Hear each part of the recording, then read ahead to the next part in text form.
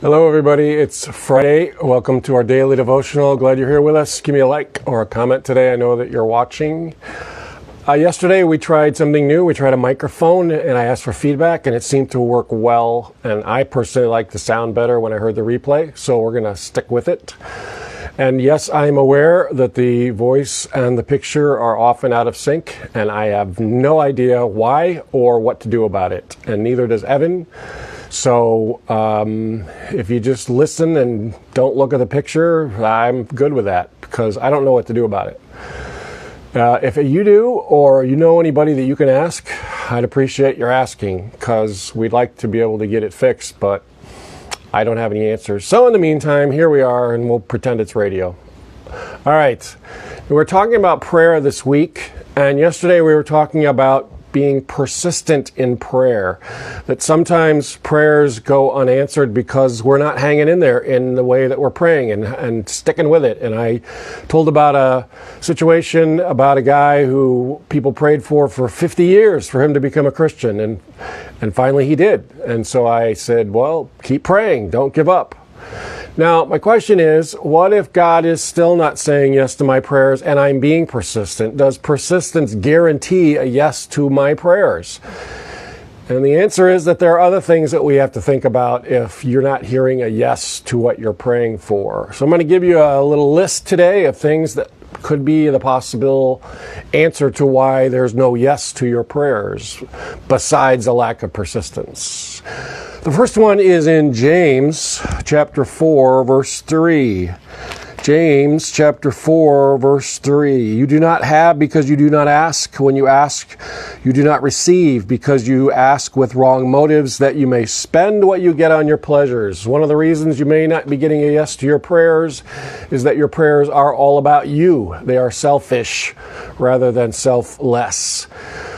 We need to be praying about others, being concerned about others, being concerned about God, and not just focusing on ourselves. And so he says, if you just want money and God to give you money so that you can spend it on whatever you want to spend it on, then that may be a reason why your prayer isn't being getting answered for finances. Another is doubt. James again talks about the need to have faith. When you're asking, you do not receive because you're doubting. You don't really believe that God can do what you're asking him to do. And if you don't believe in God and his ability, why should God respond to your prayer in the way that you're asking? Another is found in 1 John chapter 3. 1 John chapter 3. Verse 21, 1 John 3:21. Dear friends, if our hearts do not condemn us, we have confidence before God and we receive from him anything we ask because we obey his commands and do what pleases him. One reason we may not be getting a yes to our prayers is that we're living lives of disobedience. We like our sin. We want to keep our sin and we want God to do what we want God to do. Well, it doesn't work that way. And so it may be that we have a need to stop doing our sin. Another is that we may not have confessed that sin that we've recognized is wrong.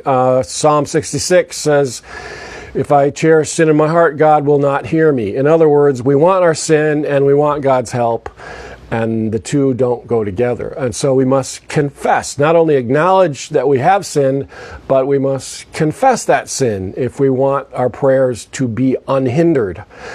Another has to do with how we treat other people. Specifically in 1 Peter 3, Peter talks about how husbands need to be honoring to their wives. Otherwise, their prayers can be hindered. And so we need to treat each other well.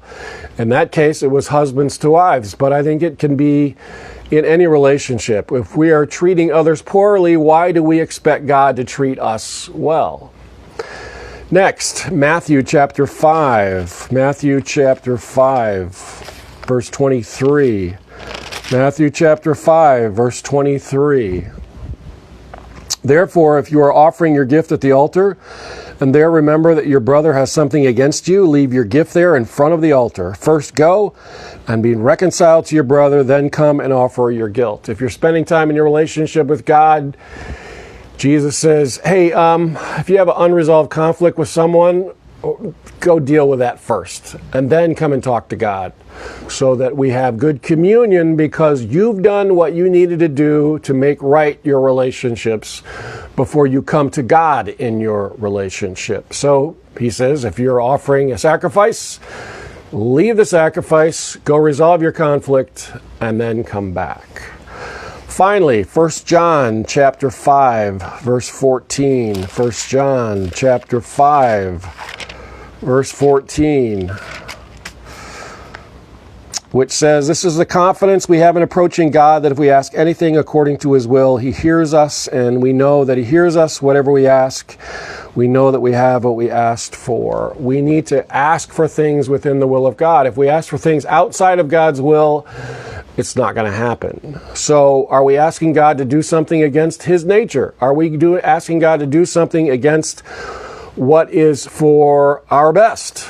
Then God will not respond to those things. Yes, I may have to do all these things that I've just told you about that you need to do in order for God to answer your prayers in a yes. So here are some things to think about. It's not just enough to be persistent in prayer, but there are some other issues here that we may need to deal with in our lives before we hear a yes to our prayers. Just some things to think about in your life if you're struggling in your prayer time today.